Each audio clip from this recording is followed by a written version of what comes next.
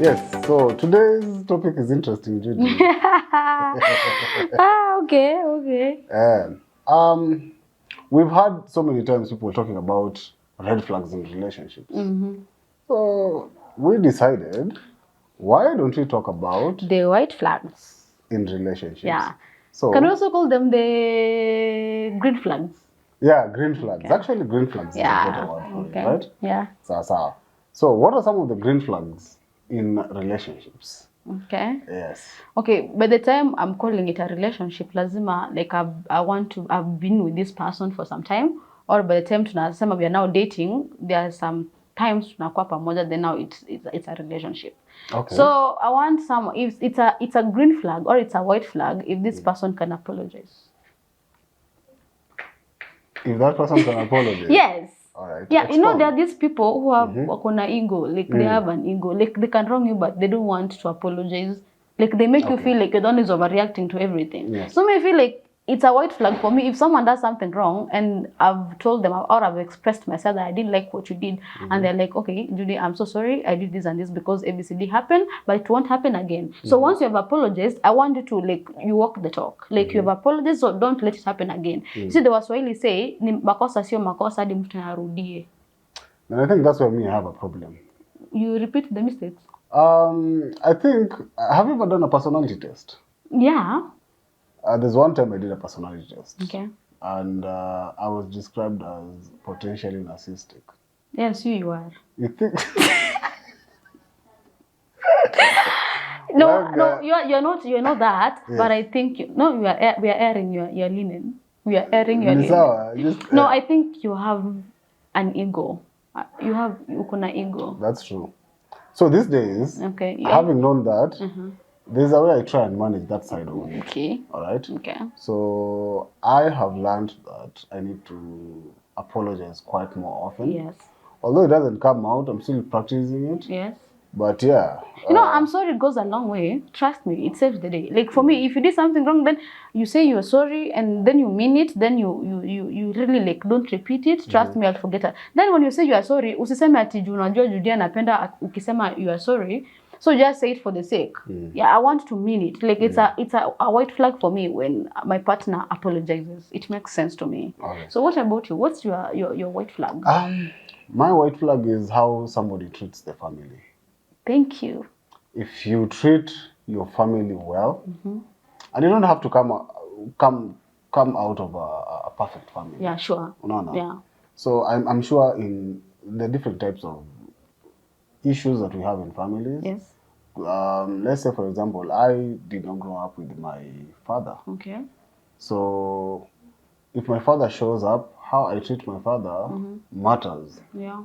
Not only to me, but to also my partner. Okay. So, like, for example, if it's you, Judy, how you treat your sister that you don't get along with matters to me so much. Okay. Yes. Yeah. So I'd want to know whether, is she accommodating? Okay. Because family will always be there. Yeah. Friends come and go, partners come and go, but your family is there to stay. So how you treat your family is very important to me. Okay, for me, I think on that point I can say how you treat your family reflects how you're going to treat me. Trust me, if you don't respect your family members or your parents or your siblings, what makes me so sure you'll respect me? True. Yeah. So like that, it's guaranteed that if you don't even respect your mom, then you're not going to respect me because I'm your partner and that's your mother. So if you don't know how to treat your mother, then you don't know how to treat me. Like, yeah, it goes hand in hand. So, but if you know how to treat your family and you know how to communicate and stuff like that, then I'm so sure that you're going to treat me well and you're going to, like, respect me. Yeah. Yeah. So for me, another white flag is if this guy is financially mature, like akona financial maturity. What do you mean? Because people are going to interpret this in a different way. How will you interpret it before I expound? Okay, remember financial maturity. The first thing we think about is you want a rich guy. Ah, God. Okay.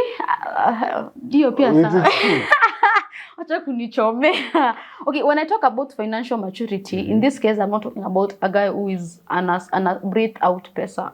Okay. Ana pita hivi pesa inamwagika. In this scenario, I'm talking about a guy who knows how to save. Oh, which is important. Yeah, I want a guy who knows how to save. I don't want a spendthrift. I don't want a guy who doesn't know how to spend. Like, I want a guy who has a budget. You can have all the money you need, but I want to have a budget. You just can't go like doing stuff like that. I want, if you're talking, kama tunanunua shamba this time round, ni shamba. Like tukue na priorities. Tunajenga kwanza, ni gari inanunuliwa. Is it like I want a guy who is financially like mature, who knows what he wants to do with his money. And financial maturity covers a wide spectrum. Yeah. There's saving, there's investing, there's budgeting, there's careful spending, and what have you. That's what I'm talking about. Oh, okay. So if a guy ana budget, like he's just spending because he's just spending, like he's just like you can ask someone, what's your financial like plan for the next like just a year. Upate mtu ana plan. So for me that's a turn off.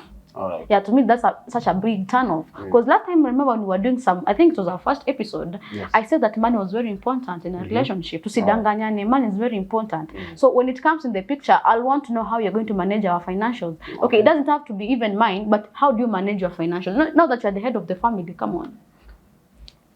And I'm assuming this works both ways. Yeah. It doesn't just apply to the head of the family. It's both ways. It means the guy and the lady. Yeah. Actually. So in this night I'm going to talk about the ladies, and you are here for the men. Me, when it comes to matters finances, I want a lady who is not a spendthrift. What do you mean? Nikikupatia pesa, Judy, and we've already budgeted. We've said you'll go to the supermarket and buy 1, 2, 3. Yeah. You will not get the urge to even buy a bar of chocolate. Wewe wacha. Yes. Sasa 160 nikitoa kwenye we've planned. Sasa chocolate. Mbona hukuingiza hiyo budget hiyo nini yako kwa nini? Come on. Okay, for me I'm talking about the long term stuff, sio chocolate. Chocolate, come on. But it still falls. Listen, every cent counts. So wewe tukishapiga hiyo budget and I send you to the supermarket. So assume we have kids. Tumeenda shopping na watoto. Mtu aende huko kwa counter achukue Kinder Joy. Utanigonga jioni juu mtu amechukua Kinder Joy. I'm sure we'll be very good parents. By the time we get there, we'll be very good. Okay, that stage of kids that lenyewe hata kama you are a good parent, you can talk. I know you're a parent. A good one.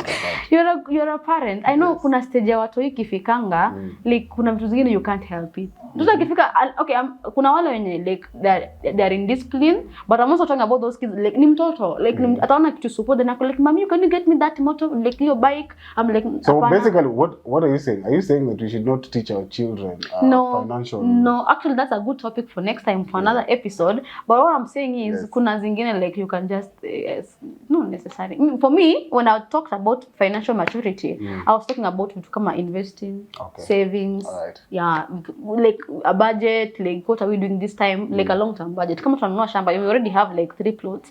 Let's try get something else. Let's start a business. Okay? Okay. Yeah. That's fine. I think a white flag in a relationship is my partner wanting our relationship to be public. So, mimi sitaki kufeel like a sponyo. Wewe wacha. Sisi na kuficha ndio mtu asininyang'anye. Hapana, sitaki unanifichia nini? Also kanikuanike. Okay, let people know that me and you are in a relationship. I have a question for you on that note. What do you mean when you say you want your relationship to be public? I want your friends, your family, your colleagues to know that you're taken. How soon? As soon as both of us actually sit down and say, hey, this can work out. Yeah? Yes. You see, when we say this can work out, you don't expect me to go yapping to my parents that I've got a boyfriend. Why? These things don't work like that.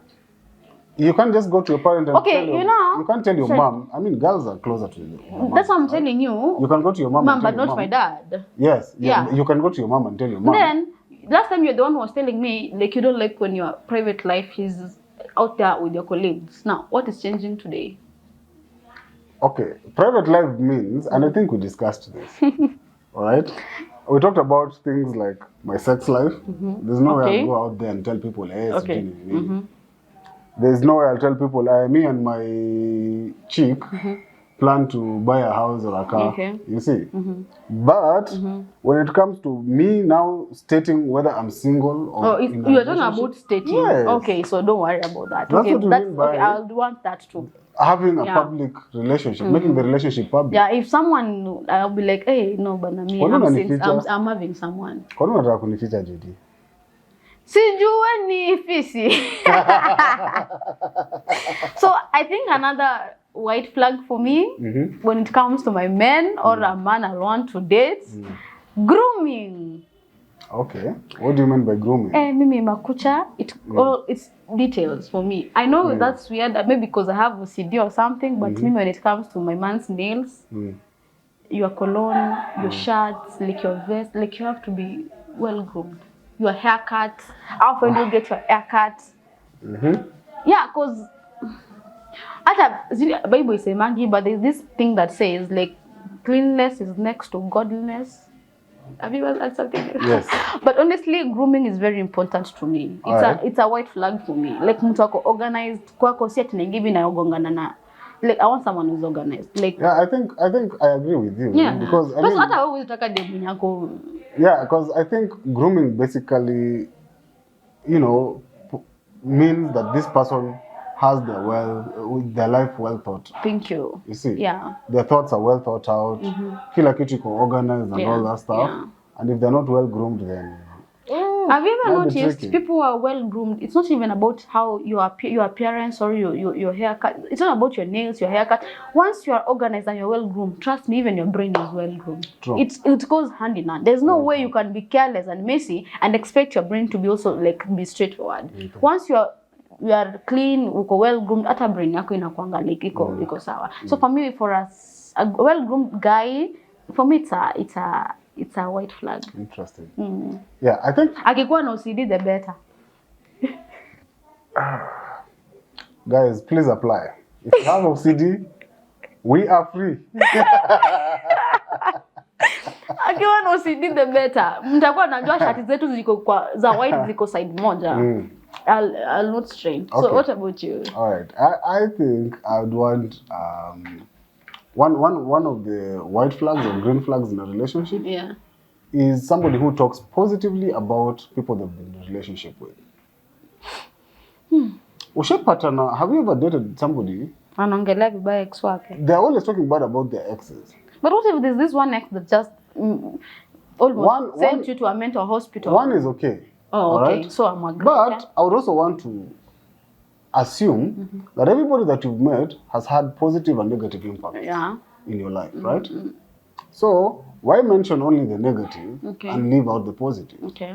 All right. But what if at times if I mention to you the positive, you feel like I'm comparing you? No, then that means I am the one who has a problem. Okay, I can be like at times you guys, you wouldn't want me to say like, hey, ex wangu, he used to ni. At times you might feel like I'm still not over the guy. But do you see this conversation is not, we're not going to have the same conversation every day. Or once in a while. We will sit down and when we are talking, you know, when we're getting to know each other, hey, by the way, I liked how my ex made me smile. Or I liked the way my ex tickled me. There must be a positive. You see? Now I start telling you how my ex used to make me feel, like tickling me. Yes. See, that's a positive impact that he had on your life. So why am I telling it to my new partner? Because we are talking about your ex. No, I think... Tell me about the past relationship. No, don't tell me how your ex-girlfriend used to make you...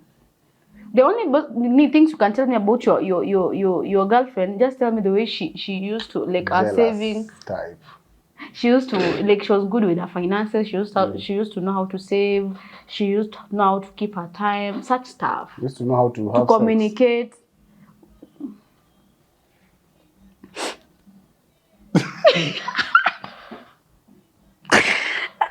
I mean, those are some of the things that you can talk about. Like, you want me to tell him how my ex used to tickle me? Yeah, I mean... Why? What's wrong with that? Mimi hapana. Me don't come here telling me how your girlfriend used to make you do. And when we're having that conversation, so to know about the positive things that this. No, me okay. I think hizo zingine they are so private. What if the only positive thing that person had on you was he took you good? So another white flag. Another white flag for me, I think, is spiritual maturity. Okay, of course, nowadays people are saying that kanisa imekuwa like it's a business center. True. Like people are going to church maybe to collect money, pastors are collecting money and stuff like that. But personally, the way I've been brought up, I don't think, I think like it's so important to me to get a spiritual mature man. In this context.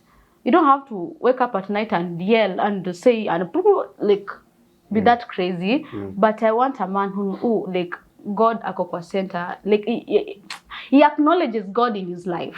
Okay, there's that part of him that he knows God exists and he knows it. Like he's strong in that. Everything starts with God. Yeah, me I think I'll be okay with a man who is spiritually mature. And among a house that prays together. Stays together. Okay, so Judy is that type of a chick.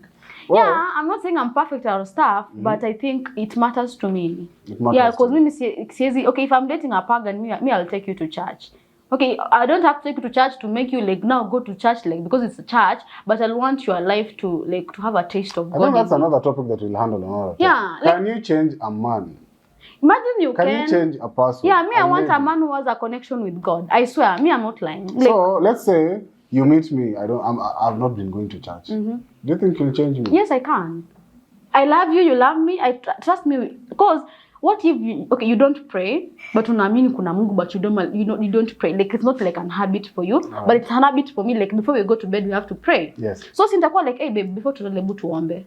Okay? So I start like kama leo nimeomba kesho ndo naomba. So itakuwa a habit. Yes. Okay? And then I'll make you like realize why I'm doing it. Okay. Yeah, just like for us to have like a touch of God in our lives. So I think for me it's a white flag for me. That makes sense. Yeah.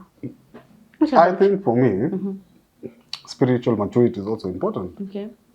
Because I mean, I'd want to assume that a person who's closer to God has my best interest at heart. Aww. Because I mean, what are those two commandments that Jesus summarized? He said, love the Lord your Lord with all your heart, Then he says, love your neighbor as you love yourself. So this person will love me as she loves herself. Sure. Yeah. Okay. My last white flag is a person who's open to criticism. Okay. Someone who's open to criticism. Okay. All right. You've done something. I feel you've done something. It's wrong or it's not right. I tell you. You take it positively. You change. We are good. Okay. But see, you tell somebody something and they always feel like, oh man, you're just too much of me. Yeah. You know. You're sensitive. Yes. Like, listen, don't touch my phone. You know, don't snoop through my text messages or phone calls. All right? Looking for something. You look like you've experienced it. So, usifanye hivyo. And then that person will positively take it and say, okay, sawa, I did something wrong, I infringed on your privacy, I will change. Now, let me ask you a question on the privacy section. All right. Do you think at times how your partner behaves can make you want to snoop through the phone? It will. No, it's a yes or no. Of course, you'll get an urge to do so. No, imagine but that does that make it right? You've not answered me. My question is, do you think at times when your partner wako ana behave like all of a sudden to some change into tabia can make you want to snoop through? Ndio kuna wakati mwingine like really okay, our mothers told us like you should not touch your partner's phone. Like kama unataka kuishi vizuri na wanaume, achana na simu ya mwanaume. That's how the normal. Like if you want a happy marriage, achana na simu ya wanaume. Unacheki. But at times there's these times maybe you guys now start behaving in a weird way. Yes. Yeah, unaingia kwa nyumba una flip simu. If a call ikiingia, unakimbia unataka kuchukua nisione ya kwanza. So I'm like, mbona unaficha hivyo sana? My mother told me that simu zimeharibu ndoa. I swear. Yeah, I have a friend. Thank you for bringing. I have a friend. He's an engineer. Wakiingia kwa nyumba na bibi yake, they have like wako nyumba iko na upstairs na downstairs. All phones before waende kulala zinabaki downstairs. Unaingia hivi kwa nyumba kama simu zako zimebaki huko. Yeah, like you don't have to go with your phone to bed. Mko kwa bed then mtu ako Instagram, mwingine ako. Okay, I'm not saying it's wrong for you to catch up with the internet, but usiache simu ichukue part of like too much time of your marriage. Topic for another day. I've started drifting. I've stopped. So, but I get your point though. You do, huh? Yeah, I do get your point. Right. So for me again, I think my last white flag in a relationship, a man who knows how to communicate. No, I think that's second last. I have another one. A man who knows how to communicate. I swear, communication goes a long way. Okay? If you are mad, if I did something and you feel like it was not right, suniambie tu. Mbona uende 3 days bila kuniongelesha na kitu ilikubo. If you don't like something, I'm just trying to avoid. Why are you avoiding? A confrontation with you. Why? Just tell me, hey baby, I really appreciate what you were trying to do, but I think you went too far, and I didn't like how you reacted. I didn't like how you did this and this and this. So that next time nisifanye, ufeel ni kama I never listened to you. Unaona? Right. So you telling me or you communicating will make me to avoid such mistakes in the near future. Okay. Now the very last. I love men who know how to keep time. Okay, some of you are coming to see me at 10:15. Kuja 10:10 ama 10:20. On a serious note though, I love people who know how to keep their time. If we said we are meeting at this time or we are doing this and this at this time, wacha ikuwe hivyo. Okay? Usikue mtu wa excuses. Yeah, wacha ikuwe hivyo. Yeah, usikue ati Judy, let's meet at such a place at this time. You don't show up at that time. You are getting personal. I know I came late for the show yesterday.